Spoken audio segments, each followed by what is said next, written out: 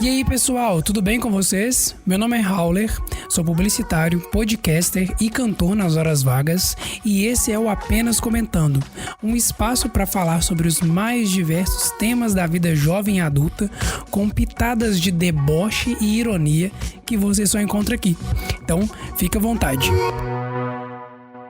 Mais um Apenas no ar. E aí, gente, como é que vocês estão? Tudo sob controle, né? Agora que você já aprendeu que a gente pode evitar, né, de falar que tá tudo bem, ao invés de falar isso, a gente pode falar que tá tudo sob controle e a vida segue de uma maneira um pouco mais tranquila, talvez controlada, enfim. Antes de mais nada, queria dizer para você seguir o perfil do Apenas Comentando, @apenascomentandopod lá no Instagram, porque aí você fica por dentro de tudo que a gente posta, os episódios, os cortes, os challenges, brincadeira, não tem challenge, mas enfim, tudo que rola por ali. E também a gente tá na Aurelo, né? Eu sempre vou falar isso aqui no início para ficar marcado antes de tudo, né? A Aurelo é uma plataforma basicamente, né, que valoriza aí o trabalho dos criadores de conteúdo, principalmente de podcast, e eles pagam pelas reproduções, né, diferente das outras plataformas. Então, a gente está lá na Aurelo, tem um texto lá já de boas-vindas para você e tem também os apoios, né? Então, você pode apoiar o nosso podcast com algum valor, e aí você vai receber conteúdo exclusivo e tudo mais. Então não perde tempo, vai lá orelo.cc/apenascomentandopod e aí apoia esse projeto, que é o meu projeto, que aí assim você incentiva com que eu produza mais, né? E então tendo um pouco mais de estrutura, podendo oferecer algum tema específico para os apoiadores, conteúdos exclusivos, episódios exclusivos. Inclusive esse episódio está sendo em vídeo. Então, vai lá na Aurelo e apoia a gente. Avisos paroquiais dados, vamos seguir para o nosso episódio. Eu fiquei pensando nos últimos tempos em usar o mês de junho para abordar um tema que a maioria das empresas, marcas, enfim, pessoas só se lembram nessa época, que é o mês do orgulho LGBTQIAPN+. E aí, né, esse momento é o momento que celebra o Dia Internacional do Orgulho, que acontece no dia 28. Foi aí que eu decidi fazer uma série de 4 episódios, aproveitando esse mês, né, aproveitando o mês do orgulho, para fazer 4 episódios sobre o tema. E aí eu dou as boas-vindas ao nosso primeiro episódio, né, onde a gente vai ter uma conversa aqui sobre o dia 28 de junho, né, para entender por que do dia 28 de junho, qual foi o rolê que aconteceu aí para que fosse escolhido esse dia como sendo o Dia Internacional do Orgulho LGBTQIAPN+, e a importância desse dia para a sociedade como um todo. E aí, para montar esse roteiro, né, o roteiro desse episódio, eu fui juntando algumas referências, fui vendo alguns sites, fui lendo algumas coisas. Também peguei um estudo sobre os números da violência contra a comunidade LGBTQIAPN+, no Brasil. Então, para você que não sabe, a coisa toda, né, vamos falar um pouco do contexto histórico em si. A coisa toda começou de um confronto entre policiais e manifestantes nos Estados Unidos no dia 28 de junho de 1969, que foi a data que marcou até hoje o Dia Internacional do Orgulho. O protesto rolou em defesa do clube gay Stonewall, ou Stonewall, né? Que foi aberto em 67, num bairro chamado Greenwich Village, em Nova York. Apesar de ser uma região com as ideias um pouco mais progressistas, as leis contra as gays eram rígidas, né, colocando em risco aqueles que ousavam demonstrar afeto não heterossexual em público. E aí, para a galera conseguir escapar da regulamentação estadual, né, que proibia os homossexuais de consumir bebidas alcoólicas, teve um mafioso lá chamado, e aí eu amo esse nome, porque esse nome é muito o nome de uma drag, Fat Tony Lauria, que fundou o Stonewall, né, como um clube privado. Então, para escapar daquela regulamentação e para escapar também, né, para as gays poderem ter um lugar para elas se sentirem um pouco mais acolhidas, né, ele criou esse clube fundou. E aí, embora a polícia fosse com frequência no local para dar aquela vistoriada, né, para variar, teve uma visita surpresa em 69 que tomou uns rumos assim um pouco mais inesperados, resultando no que ficou conhecido como a Rebelião de Stonewall, que foi um levante aí de 6 dias. Um levante é muito bonito, né? Eu coloquei um levante aqui no roteiro. Um levante parece uma coisa da igreja evangélica. Um levante de 6 dias em defesa dos direitos da população LGBTQIA+. E aí o caos começou, né, meu filho? Porque a primeira invasão aconteceu na terça-feira, dia 24 de junho. Aí, alguns dias depois, na sexta, dia 27, os policiais voltaram ao clube na intenção de destruir o bar, né? E, assim, quebrar o pau mesmo, né? Os proprietários, fechar tudo e tal, com infrações suficientes para fechá-los para sempre.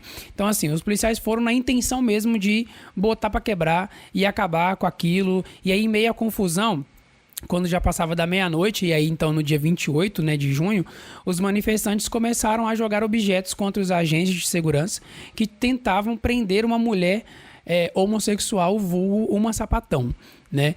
Na noite de sábado, cerca de 2.000 pessoas se reuniram em frente ao bar, dando as mãos e gritando frases como "poder gay", "queremos liberdade agora", e "Christopher Street pertence às rainhas" e "toca uma música para as gays", né? Eles gritavam isso ali nos protestos, tirando "toca música para gay", porque foi a Narcisa que pediu isso naquele reality das mulheres ricas, né? Então a rua Christopher foi bloqueada por manifestantes. E aí, mais uma vez, na quarta-feira, os manifestantes se dirigiam ao local para continuar a passeata, né? Para continuar ali as manifestações, os protestos, mantendo o clima de revolta por algumas semanas. Ao todo, 21 pessoas foram presas durante os eventos e uma morreu, que foi um motorista de táxi que sofreu um infarto após ter o seu veículo invadido.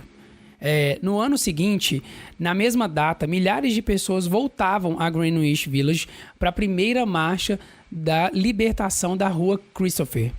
Então era o início ali, né? Era o início do evento anual que evoluiu para o que a gente conhece hoje como uma parada gay. Então, tava tudo bem, entre aspas, né? Até que, para variar, a polícia fazia vistorias. E aí eu acho muito engraçado, né, que às vezes eles poderiam não fazer tanta vistoria em outros bares héteros e né, abertamente aí héteros e tudo, mas no bar das gays sim, né? Porque, como a gente sabe, né, sempre teve o preconceito, como a gente conhece até hoje.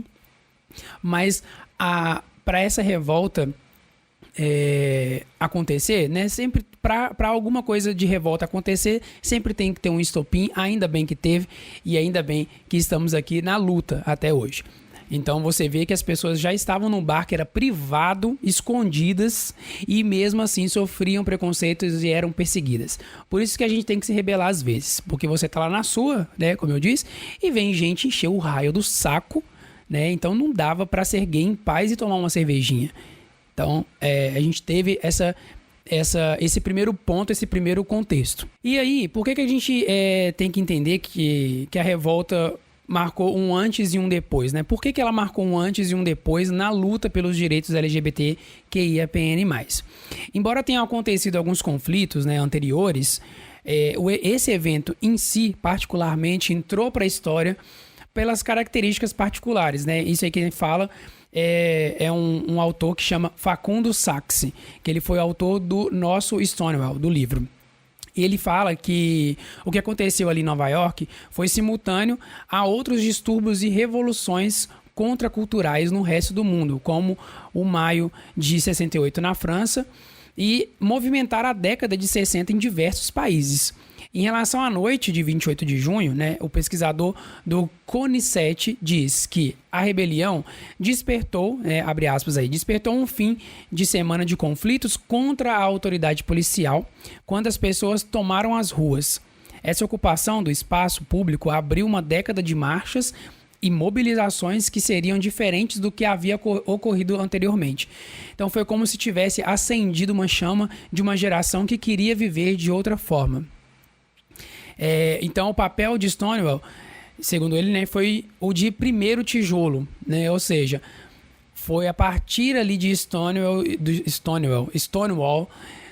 que começou a luta, né, mais veemente assim, em favor dos direitos da comunidade LGBTQIAPN+. E aí deu início a esse processo de luta cultural contra a repressão, contra a violência. E aí quem afirma isso também é o Victor Madrigal Borloz, né, que é um especialista sobre proteção e violência e discriminação por motivos de orientação sexual e identidade de gênero, né? A partir desses enfrentamentos, então, o conceito de orgulho começa a ressoar com força, porque aquilo que você foi ensinado a esconder, reprimir, disciplinar e a não mostrar, apareceu publicamente. E aí quem conclui isso é o Sachs, né, o Facundo Sachs. Beleza, né? Aí depois já expliquei esse contexto todo, estamos aqui falando desse contexto e tal, e aí você me pergunta, tá, show, e aqui no Brasil? Né? Como é que chegou, como é que começou isso?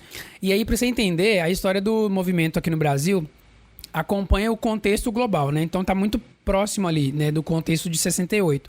Nas décadas de 70 e 80, os primeiros movimentos começaram a emergir, muitas vezes ligados a outras lutas sociais, como a resistência à ditadura militar.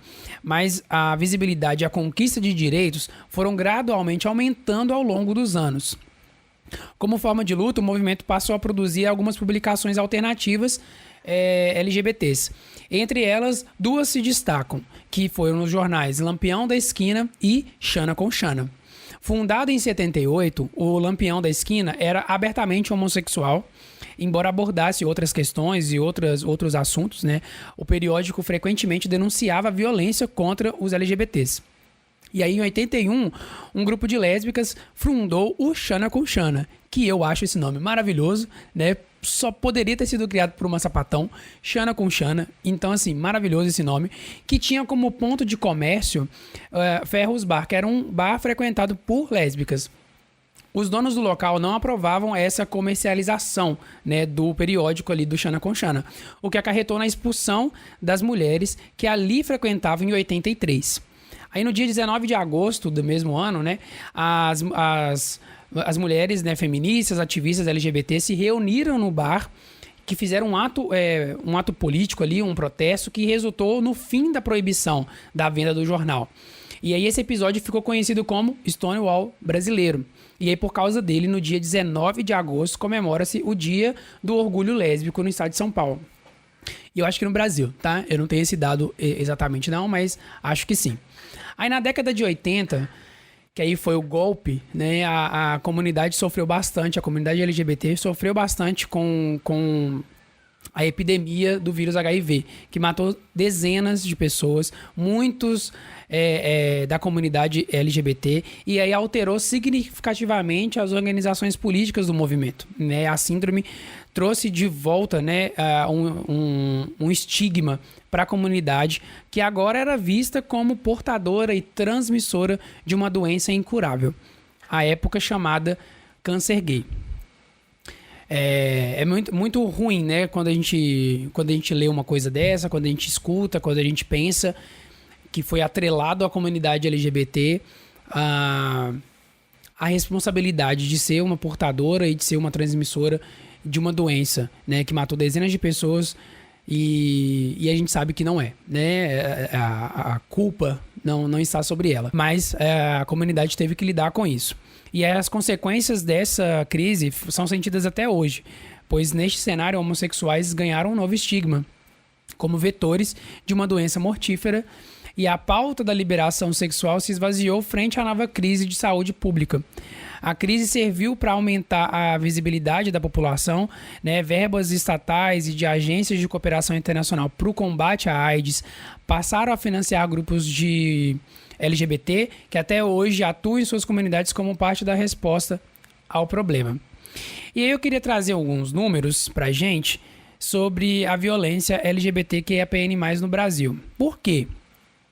Porque quando a gente fala, né, do mês do orgulho e tudo, é muito bonito, é muito legal, né? As marcas ficam alvoroçadas para trazer uma gay, para trazer alguém da comunidade, para se dizerem muito abertas e não ao preconceito. A gente ama a todos igualmente. Não existe preconceito no Brasil não existe, como muitos falam, né? Não existe racismo no Brasil, enfim, as marcas, as pessoas, e aí geralmente esse discurso é de pessoas extremamente preconceituosas, né? Que não tem a menor noção de nada, vive num mundo completamente paralelo. Então, eu fui atrás de alguns números para trazer pra gente. E, assim, são números que vão chocar, provavelmente, mas são números que, infelizmente, gente, não é que não surpreendem, tá? Mas que quando a gente para pra pensar, infelizmente a gente tem que lidar com essa situação. Né? E eu tô falando do Brasil, tá? Eu não tô falando do mundo. São os números de violência contra a comunidade no Brasil.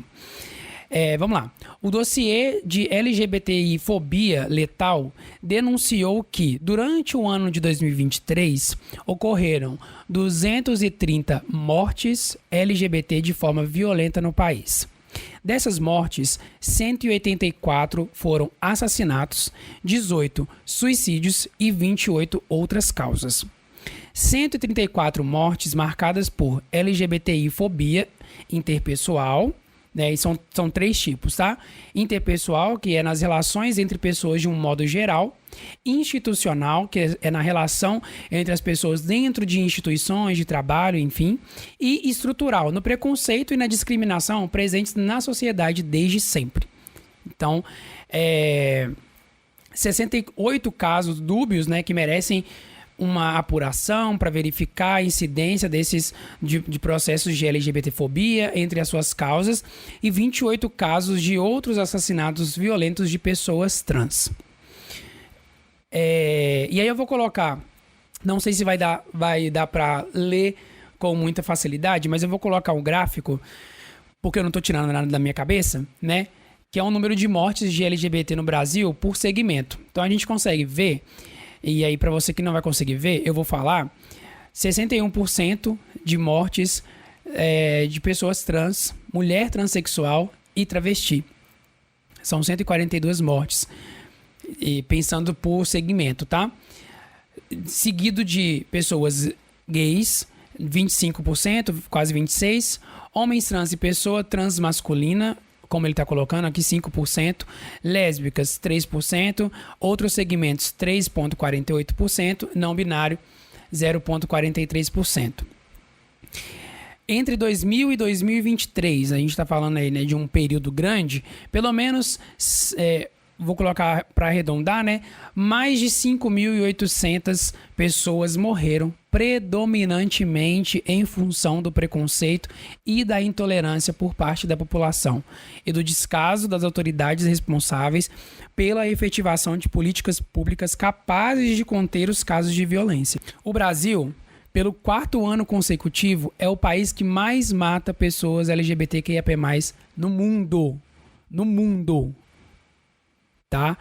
E aí, para você que tá me ouvindo e vendo, choca bastante pensar que você não vive seguro no seu próprio país, né? Que a qualquer momento você pode fazer parte de uma estatística. E eu falo você, né? Eu tô falando de mim. Eu, como pessoa gay, um homem gay, dentro da comunidade, pensar que eu não tô seguro para expressar o meu afeto pelo meu marido em público, porque eu não sei quem tá ali na rua, quem tá me vendo, quem tá atrás de mim, me perseguindo, eu não sei. E a qualquer momento eu posso virar um número da estatística apenas por ser quem eu sou.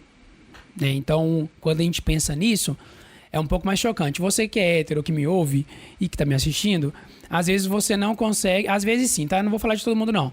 Mas pode ser que você não consiga entender, né? Ah, não, mas isso não acontece, as pessoas não fazem isso e tal, as pessoas não são más desse jeito. Elas são sim. Elas são, e as pessoas morrem por causa disso. Tem mais uma figura, que é um gráfico, que fala sobre a faixa etária, né, das pessoas vítimas de mortes violentas no Brasil em 2023. Nós estamos falando, gente, do ano passado, tá? 2023. Então, eu queria destacar aqui entre 20 e 29 anos, né, que 30% tá nessa faixa entre, se a gente for juntar, né, um pouco mais de 50% entre 20 e 39 anos são as pessoas que são as vítimas, né, pessoas LGBTQIAPN+, de mortes violentas no Brasil. Seguindo um pouco mais, a gente fala sobre raça e etnia, né, no estudo. E aí, pessoas pretas e pardas são 34%, quase 35%. Pessoas brancas, 30%. Não informado, 34%. Pessoas indígenas, 0,43%. Então, a gente tem um recorte aí também, não só pensando na comunidade LGBT, mas também pensando em raça, né? Pessoas pretas. Então, quando a gente evolui um pouco mais a conversa para pessoas pretas LGBT, pessoas pretas trans, a coisa cresce e assusta ainda mais, né? Então, antes de você falar alguma merda o tempo inteiro, começa a pensar, né? Começa a refletir um pouco. Eu tô trazendo esses números, gente, não é sensacionalismo, nem nada do tipo, não. Eu acho que é um programa até para mim, para eu poder refletir como pessoa gay, como pessoa da comunidade LGBTQIAPN+, que às vezes a gente vive no nosso mundo, né, na nossa bolha, a gente acha que aquilo nunca vai alcançar a gente acha que não é bem assim e tudo, e a gente sabe que a coisa é muito pior às vezes. Tem um outro gráfico também que fala sobre a causa das mortes, né? A causa dos assassinatos. E aí eu queria destacar os 3 primeiros, que é arma de fogo, esfaqueamento e espancamento. Eu não sei se por acaso esse episódio vai ser derrubado de alguma maneira, ou o vídeo que vai ficar no YouTube vai ser derrubado de alguma maneira, mas são coisas que chocam a gente, sabe? Tipo assim, eu acho que eu vou ficar falando isso o tempo inteiro porque tem coisas que enfim. E aí o estudo segue, né? Segue mostrando alguns números, segue mostrando, por exemplo, o local das mortes, a maioria delas em local público, espaços públicos, né? Que acontece. O período, né? Então, assim, o estudo trouxe que acontece mais no período noturno em relação a... Tem uma parte lá que é não informado, né? Então, se a gente for pensar em não informado, é o que mais ganha. Pessoas que não tiveram ali acesso a esses dados porque não informaram quais foram os locais, né? Mas seguido disso, no período noturno, obviamente, sei lá, festas, balada, né? No final da balada, algum lugar, um parque à noite, alguma coisa nesse sentido. Número de pessoas que tiraram a própria vida da comunidade LGBT no ano passado, no Brasil. A maioria, quando a gente olha, trans e travestis, né? Mulheres trans, travestis, 33%, seguido de pessoas gays, depois homens trans e pessoa transmasculina. Então, a gente consegue, quando a gente, ainda assim, pessoas trans, a grande maioria, né? Porque ali fez uma separação entre mulheres trans e homens trans, mas pessoas trans são ainda um grande número. E aí a gente vê, né, quando a gente ouve a Erika Hilton falando, né, sobre os números e tudo, é aquilo ali, né, é chocante, é uma realidade que incomoda a gente, sabe? Tipo assim, eu acho que o nosso estômago dói, assim, sabe? Quando a gente pensa que pessoas estão morrendo porque elas são elas querem ser elas próprias, e elas não têm essa liberdade, e por conta disso elas acabam perdendo as suas vidas, ou porque alguém tirou a vida delas, ou porque elas mesmas por conta da pressão e por conta da perseguição não suportaram, né? E elas mesmas tiraram a vida delas. E conforme o relatório de 2021 da Transgender Europe, enfim, que monitora dados globais levantados por instituições trans e LGBTQIA+, 70% dos casos de assassinato registrados aconteceram na América do Sul e Central, sendo 33% no Brasil. Seguido pelo México, com 65 mortes, e pelos Estados Unidos, com 53%.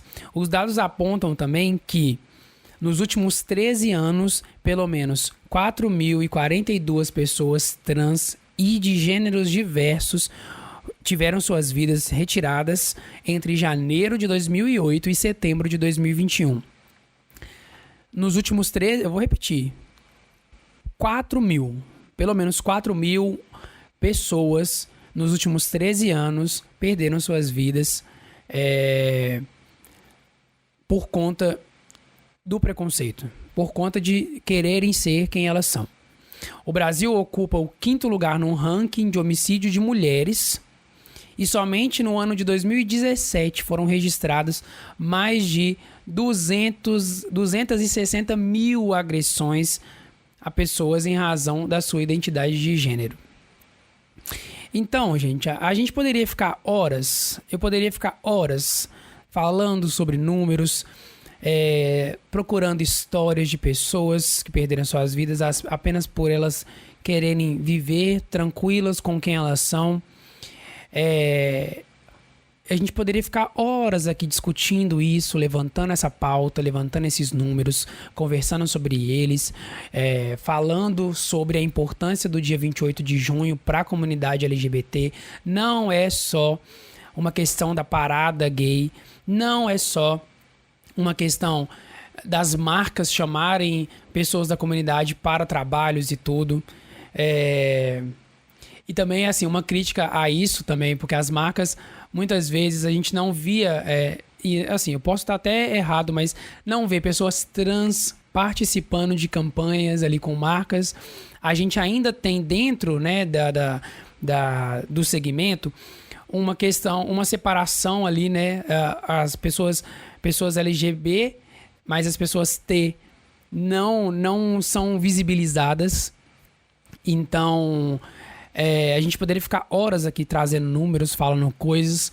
Você, pessoa hétero que está me ouvindo, que está me assistindo, imagina você ser proibido, perseguido, tirarem a sua vida ou coisas do tipo, apenas por você expressar o seu amor à pessoa que você ama.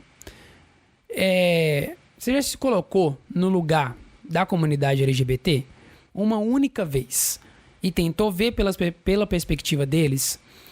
Você já tentou descer um pouquinho aí do seu pedestal de privilégios e olhar para essa situação e pensar, poderia ter sido... Imagina se eu estivesse sendo perseguido por eu amar a pessoa que eu amo, por eu me vestir da forma que eu visto, por eu me expressar da forma que eu me expresso, por eu ser quem eu sou, por eu querer ser quem eu sou.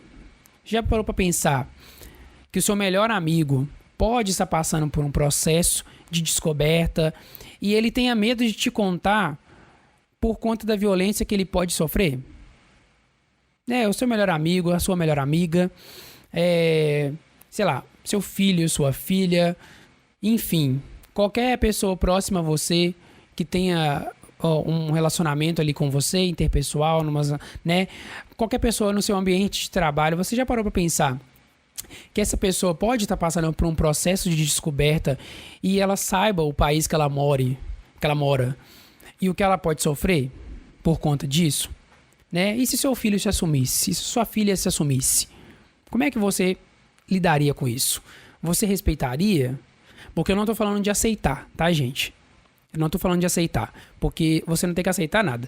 Mas respeitar, você respeitaria? Não é fácil, né? Pois é. Então, antes de você vociferar o seu preconceito, pensa nisso, né? Dá uma refletida, bota a mão na consciência. E aí eu queria fazer aqui um disclaimer muito importante, que se você que está me ouvindo, está me vendo, está passando por algum sofrimento psicológico, vivenciando ideações suicidas, e você precisa de apoio, existe a ajuda disponível e eficaz, por mais insuportáveis que possa ser, tá? Não hesite em pedir ajuda. Não existe em procurar profissionais qualificados, porque você precisa de alguém que te acompanhe, que te auxilie, entrar em contato com esses serviços de suporte. Então tenha pessoas ao seu redor que te apoiem, uma rede de apoio. Lembre sempre de a emergência 24 horas, o Centro de Valorização à Vida 188, a ligação é gratuita para todo o Brasil. O SAMU 192. Procure também serviços de saúde, né? O Centro de Atenção Psicossocial, CAPS, unidades básicas de saúde, unidades de pronto atendimento. Habilidades de enfrentamento, apoio e tratamento funciona para a maioria das pessoas que tem pensamento sobre suicídio. Então, por que eu estou falando isso, né? Porque eu acho que é importante a gente sempre levantar essa questão de que se você está passando por algum processo de descoberta e você está sofrendo, está com pensamentos que não são legais, está querendo tomar atitudes que não são legais, você tem ajuda, você tem apoio. Procure alguém, não deixe de ligar, não deixe de procurar, muito importante. Não sofre com isso sozinho. Compartilha com alguém, você não está sozinho. Acho que no final era isso que eu queria falar.